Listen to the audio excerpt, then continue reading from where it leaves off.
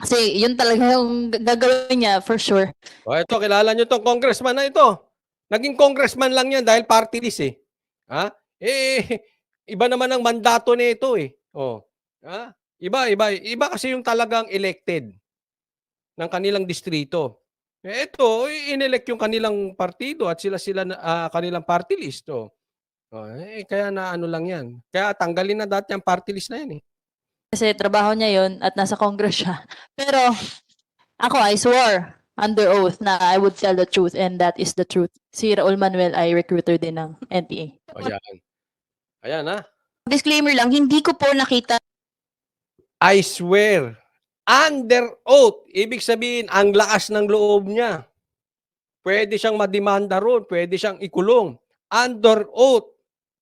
Ikaw, Manuel, Raul Manuel, recruiter ka ng NPA. Na NPA na kalaban ng gobyerno. Na NPA na maraming napatay na mga Pilipino. Di umano. O maglolokohan pa ba tayo? Yan, sinabi rin ni Sarah. Ngayon, ito yun.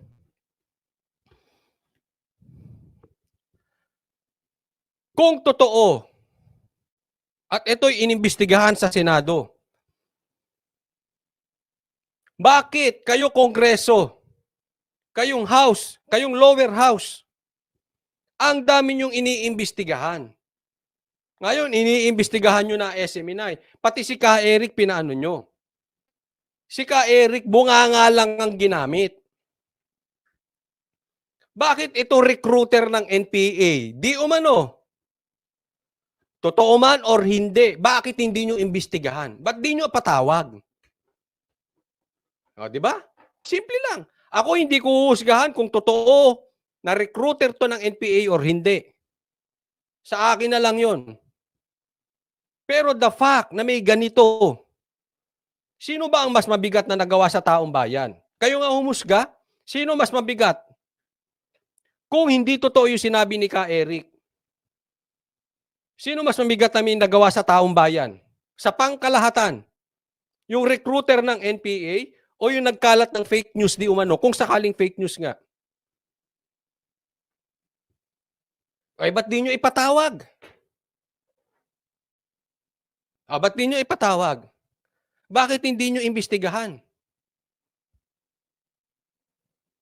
Hindi, kasi ito may mga nagsasabi kasi idadahilan niya, hindi ito lalabas, hindi ito lulutang kasi may parliamentary immunity daw. Merong parliamentary immunity. Bakit kay Tebes? Hinusgahan nyo na agad. Ang bilis nyong hinusgahan, wala pa nga. Eto, andyan na matagal na pong ano yan. Na ito'y recruiter ng NPA, matagal nang sinasabi. Ba't hindi nyo maimbestigahan? Hindi, ito, sa akin lang to ha. May nagsasabi sa atin, may nag-message. May source tayo. Baka mamaya pasiwalat yung source natin. May nagtatanong. May mga nagtatanong na baka takot silang imbestigahan. Kasi ito dapat iniimbestigahan ng Ethics Committee. Di ba? Kung si Tebes na imbestigahan, ba't ito hindi maimbestigahan? Kita nyo kung gaano sila ka-double standard?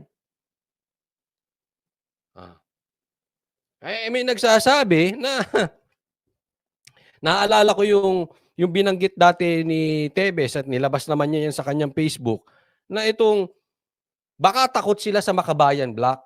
Kasi alam no Makabayan Black yung buntis-buntis issue. Hindi natin alam kung totoo yun o hindi. Pero meron daw dyan na buntis magkapatid. Naalala nyo yun? Niligawan yung isang kapatid na buntis. Pumunta dun sa kapatid na buntis. Di umano. Tapos hindi sinusuportahan. Ba't hindi nyo pa ethics yun? Sinabi yan ni Kong Tebes. Di ba? Naalala nyo? Baka daw, Pag pinaimbestigahan, syempre, maraming alam sa Kongreso to, Makabayan Black. Alam nyo na nangyayari ngayon di ba? Sino bang bumibira kay Sara? Makabayan Black. Tama or tamang-tama? Tanong lang po, mamili kayo doon. Obvious naman, sino ba? Sino bang nagli-lead ng way para banatan si Sara? Makabayan Black. Kaya hindi nila to mababanatan. Dahil baka maraming ibulgar. Isa dyan, baka ibulgar yung Baka mamaya sumang-ayon kay Tebes. Magkapatid, binirada. Uy. Di ba? Parang hirap imaginein nun, no? Magkapatid, binirada. Hindi ko ma-imagine. Kasi yung ex ko, kapatid, lalaki. Joke lang. Oo, tinuhog, Gina PH. Yung magkapatid, tinuhog. Oo. Mahirap yun. Baka mamaya, kumawala ng salita, sumang-ayong kay Tebes. Tapos sila dyan. Hindi, ako parang double standard. No? Bakit? Yung kay Tebes, hindi pa naman napapatunayan, tinanggal agad. Sinuspindi agad. Ba't hindi nila makagawa dito kay Manuel?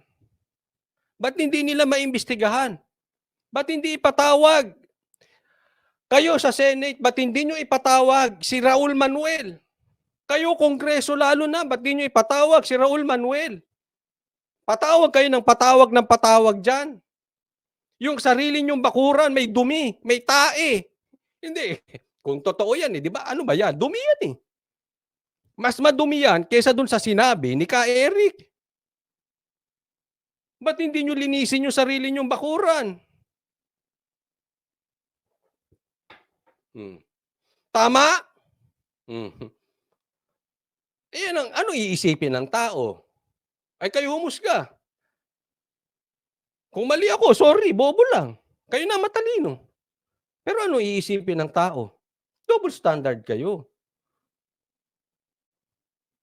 Pagkaaway ninyo, pinapatawag nyo. Pagkakampi ninyo, kahit mali, kahit may paratang na recruiter ng NPA, na kalaban na matindi ng gobyerno, hindi nyo papatawag, hindi nyo iimbestigahan.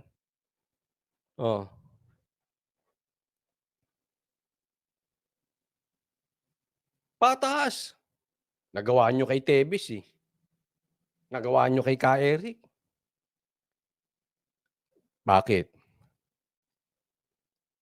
Dahil napapakinabangan nyo para bumanat kay Sara? Tanong lang po yun, ha? Hindi po kayo mga Kongreso tinatanong ko, yung tao. Hindi kaya? Anong sa tingin ninyo? Sa mga manunood sa akin, anong sa tingin ninyo?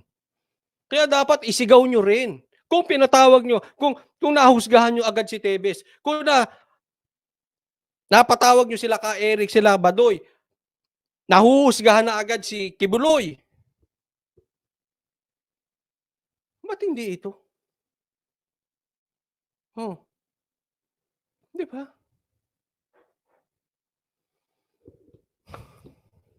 Isigaw nyo rin yan.